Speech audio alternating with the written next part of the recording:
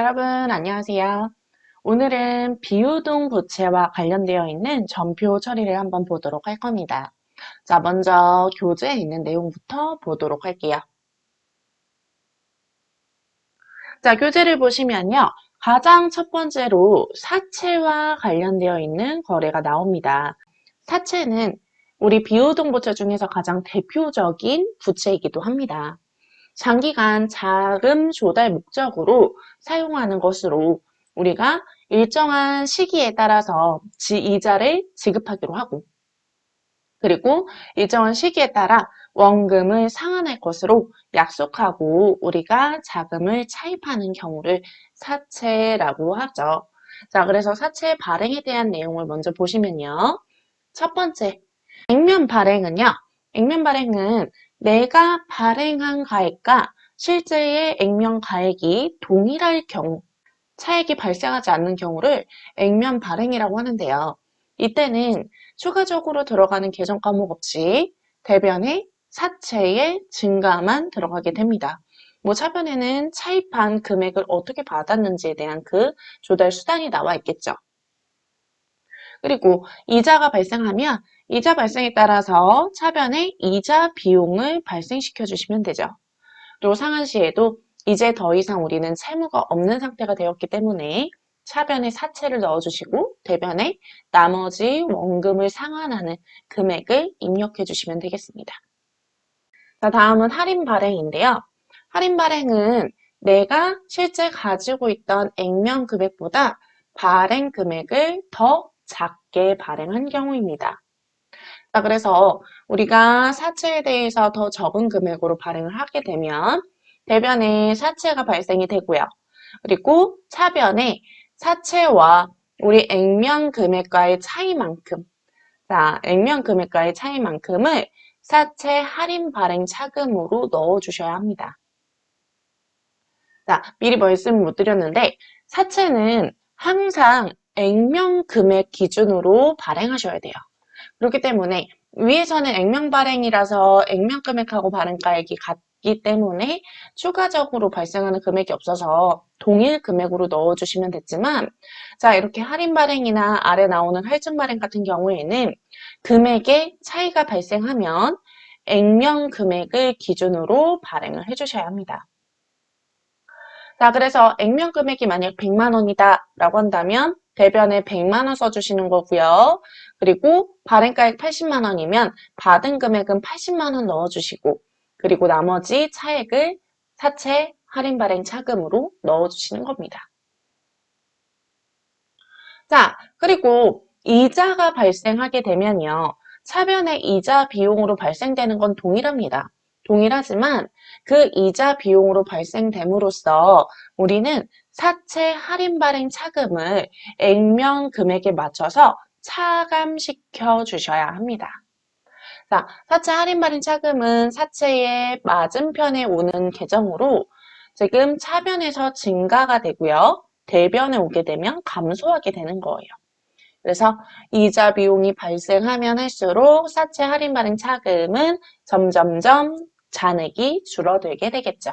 그래서 최종적인 상환 시기가 되면 이때는 차변에 사채를 넣어주심으로써 이제 더 이상 사채 할인 발행 차금에 대한 금액은 없어지게 되는 거예요.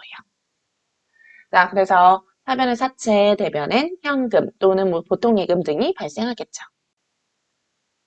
자, 그 다음에 할증 발행인데요. 할증 발행은 할인 발행과는 반대로 액면 금액보다 발행가액이 더 큰 경우를 말합니다. 자, 우리가 가지고 있는 액면가액보다 더 큰 금액으로 발행을 했을 경우를 말하는데요. 자, 이때는 사채는 반드시 액면으로 작성을 해주셔야 하니까 액면. 자, 여기도 똑같이 100만 원이고 발행가액이 120이라고 한다면 사채 부분에는 100만 원 넣어주시고요. 그리고 우리가 받은 금액은 120이 되는 거예요. 자, 120으로 넣어주시고 그 차액만큼을 20만 원 사채 할증 발행 차금으로 기입을 해주시는 겁니다. 자, 이렇게 발행 시에 작성을 해두셨다가 우리 이자가 발생하면요. 이자가 발생하면 이자의 발생 비용만큼 또 다시 사채 할증 발행 차금에서도 차감해서 두 금액을 합친 만큼을 우린 현금으로 또는 보통예금 등으로 채권자에게 지급하게 되어 있습니다. 자, 그래서 이러한 형태로 계속 지급을 하다 보면 사채 할증 발행 차금도 사채 할인 발행 차금과 마찬가지로 점점점 잔액이 감소하면서 상환시가 됐을 때는 사채와 그에 대한 상환 수단만 분개하도록 되어 있는 거죠.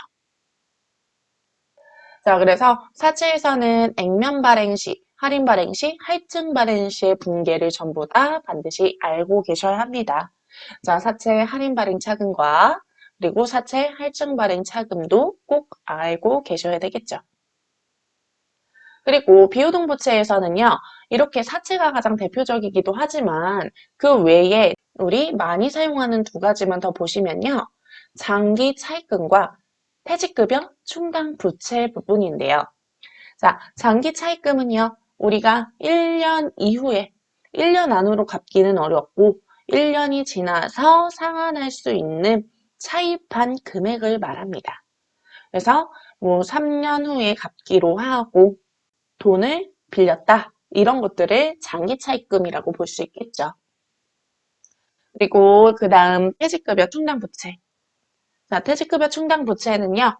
우리 직원들이 전부 다 퇴사를 할 것을 대비해서 항상 우리가 퇴직금에 상당하는 부분, 퇴직금의 추계액을 가지고 있는 것을 퇴직급여 충당 부채라고 합니다.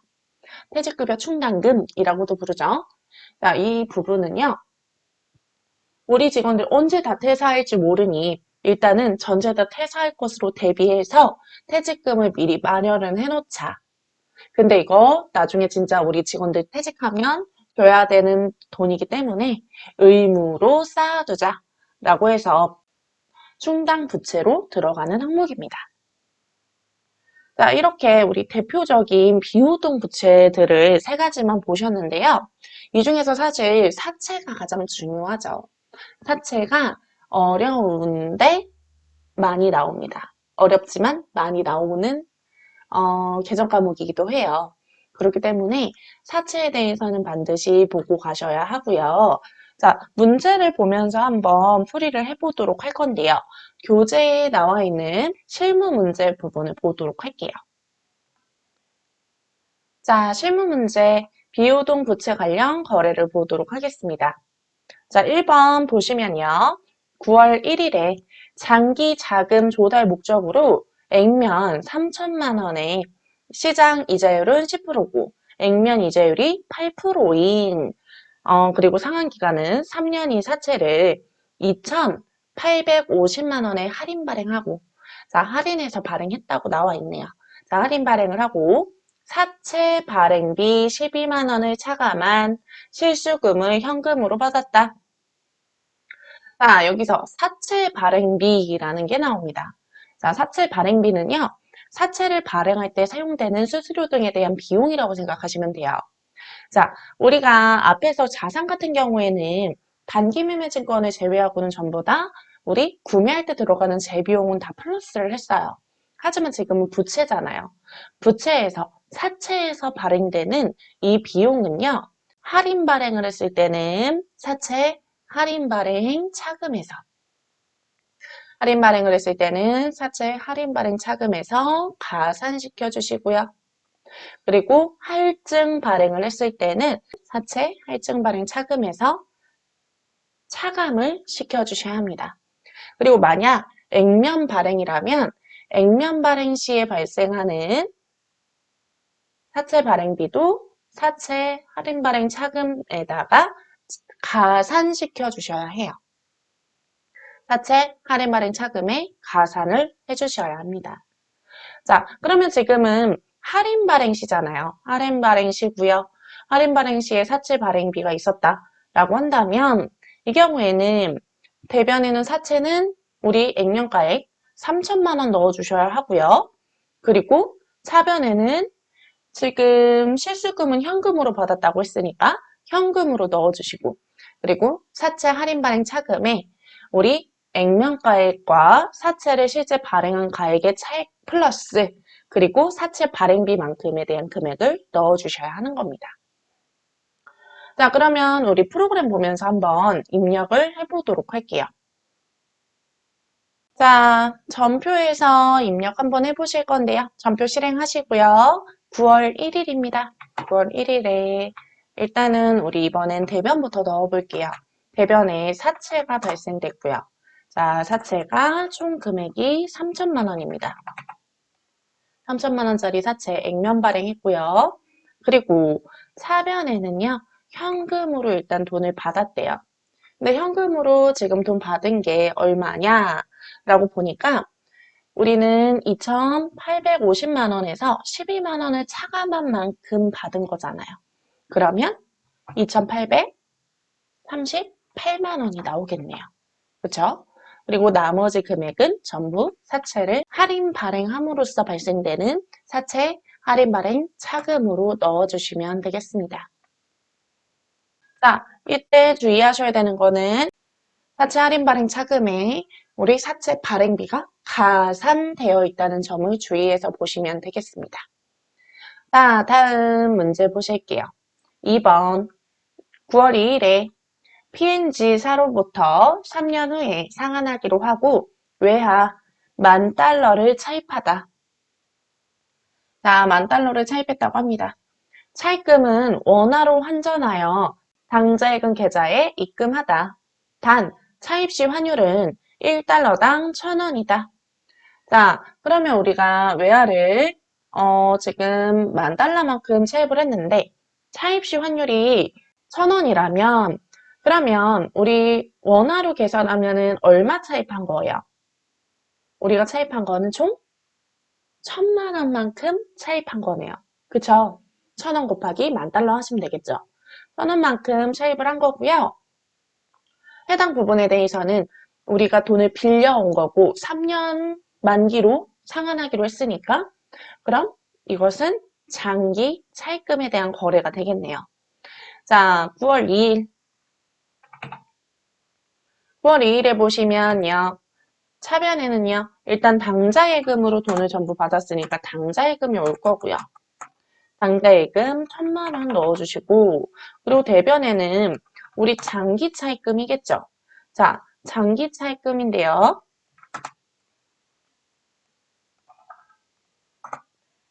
자, 장기 차입금이겠죠.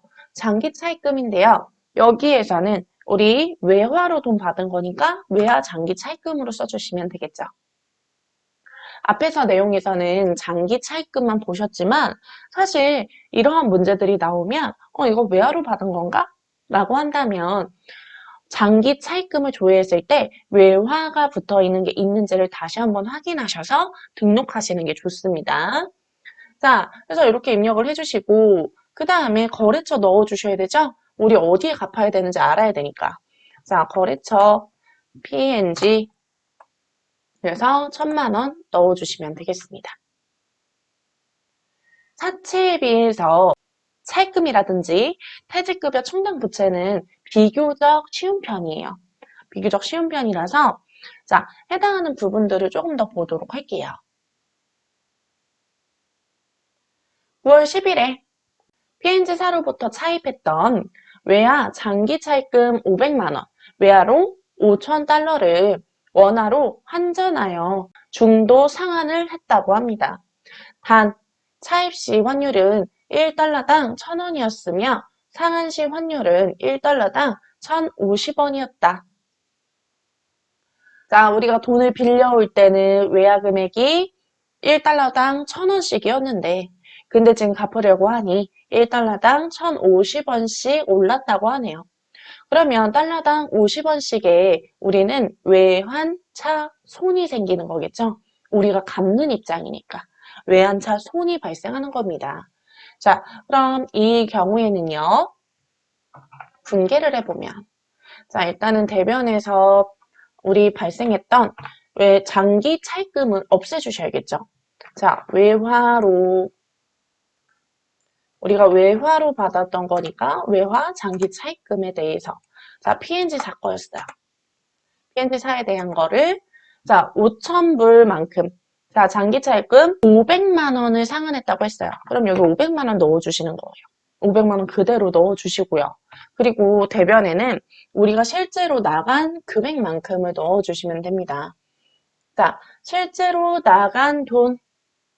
자, 실제로 나간 돈이 지금 여기에는 어떻게 나갔다라는 게 없으니까 우리 현금으로 나갔다고 기입해 볼게요. 자, 현금으로 나갔다라고 해주시면 되고요.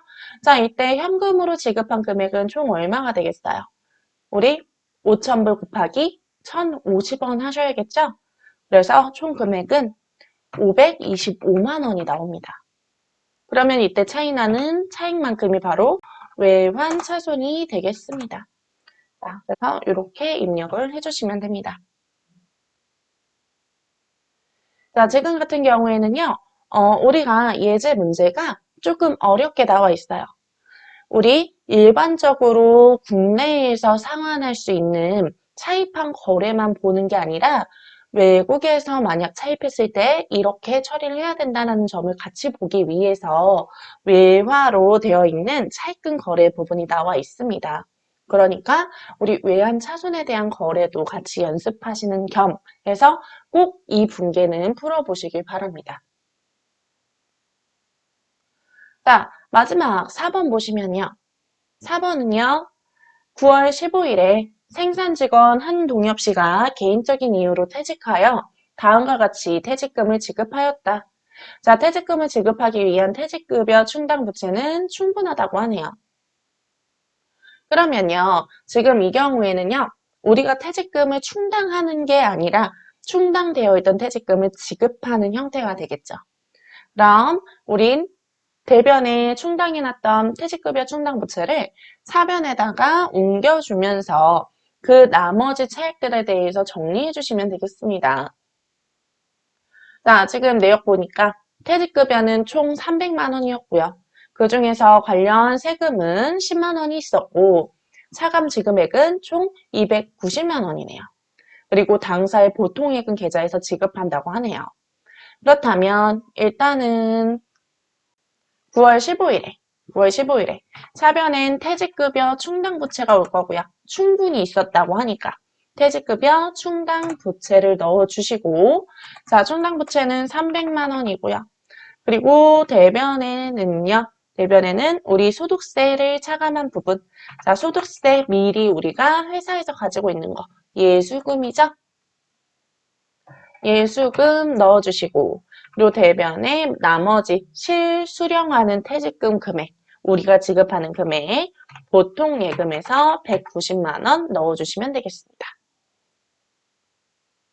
자, 이것처럼 우리가 지금 간단하게 네 문제만 보셨는데요. 사실 사채와 관련되어 있는 문제들은 좀 더 많이 풀어보셔야 돼요. 지금 딱 한 가지 할인 발행과 관련되어 있는 부분만 보셨지만 우리는 사실 할증 발행에 관련된 부분, 액면 발행을 했는데 사채 발행비가 발생된 부분, 그리고 해당하는 사채에 대한 이자를 지급할 때의 분계도 함께 연습을 해보셔야 합니다. 자, 그래서 그런 부분들을 우리 추후에 다시 한번 분계를 하도록 하고요. 오늘은 여기까지만 보도록 하겠습니다. 자, 오늘 비유동부채와 관련되어 있는 분계들을 보셨고요. 우린 다음 시간에 다시 뵙도록 하겠습니다. 수고하셨습니다.